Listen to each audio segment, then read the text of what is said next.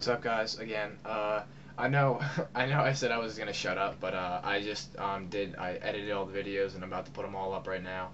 But I just wanted to add this fourth part. It's just kind of like a recap because I realized like my ADD is terrible, and I always veer off top. Like I have so much to say, and I always look at the timer, and it was like over 20 minutes long, and I was just like crap. So like I try and rush and fit everything in. So yeah, to recap, like this is out of order, but to go back to the whole car accident thing, what happened was, like people are, I don't know if like it probably obviously the cops came, if I got my license, because what happened exactly with the car accident was, I mean I was going 95 and skidding for 200 feet and then crashing like that's a loud event happening. So I mean I wasn't anywhere near like the police station or like my EMS building, but my EMS building was about a mile or two away. So pretty much right when that happened, someone someone who was in their house heard it and they called the cops. So because they're like, and they reported that there was a car, they heard a car accident.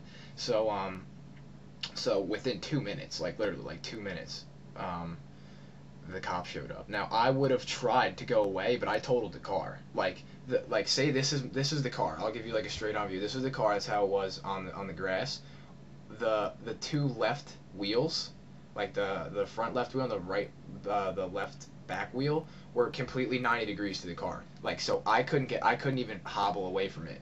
Like I totaled the car and I couldn't get away. So I just stayed there because, I was still in complete shock that I crashed, and two, I couldn't get out of there. So the cop showed up, and he was really nice. He was just like, he's like, "Are you all right?" And I was like, "Yeah, but my car's not." And he's like, "Yeah, I can see that." And then I had like a Monmouth Regional Falcons like magnet on my car, on my dad's car, and he's like, "So you go to Monmouth Regional?" I was like, "Yeah." And then like the next question he asked, he was just, "How old are you?" So and like you can't lie to a cop because like they have you, like they can have like a record on you and they'll know how old you are. I'm guessing. I don't know. Like they have the computer. They probably know everything about everybody on that thing. So I don't know. So I can't lie to him. And plus I was in shock. I didn't really feel like lying anyway. Plus I don't want to lie to a cop. You know what I mean? So I was just like, "All right, officer, I can't lie to you. I'm 16 years old. I don't have my license yet. I have my permit." And right when he said that, he's like, "Do you have your permit on you?" And I was like, "Yeah." So I gave it to him, and I haven't seen my permit ever since. But yeah, the regular stuff. He's just like, "Can you get in the back of the car?" I mean, he didn't put on any handcuffs on me or anything, because he didn't catch me doing anything. Like, he knew I did something wrong, obviously, because I blatantly told him, and he saw I totaled the car. So, like, he put me in the back, and then he got me out, and he's just like, can you call someone to get a ride, or you want me to take you home? And I was like, well, either way, my parents are gonna find out, so you want me to just call my parents? And they're like, yeah, that'd probably be good, so that they know that you're okay, rather than you rolling up in a police car so they don't assume something completely bad happened. So I was like, yeah, that's right. So I called my parents and they came and then they talked to him or whatever. What happened was in March, I went to court or whatever, and I was charged for like three things, and one was driving the vehicle without the consent of the owner, and technically that's like theft, and that's a criminal charge. But I wound up dropping it. Like, I got my license and permit suspended for 6 months each. So I got my permit suspended from 180 days from the court date. So that's why March 18th is my court date. So now 180 days later, which is like tomorrow, I can get my permit back. So I gotta go to DMV, get it I paid all my restoration fees and everything, get like all the court fine, everything's done, all the tickets are paid off, restoration fees are good. Got to go back and get my permit like reissued or reinstated or whatever it's called, and then I can drive again. And then so that was that. And then 180 days from my birthday, which is April 17th, is when I can get my license. So that's why I can get my license in a month. It's basically a month from now. It's like October 14th or something like that. So that's good.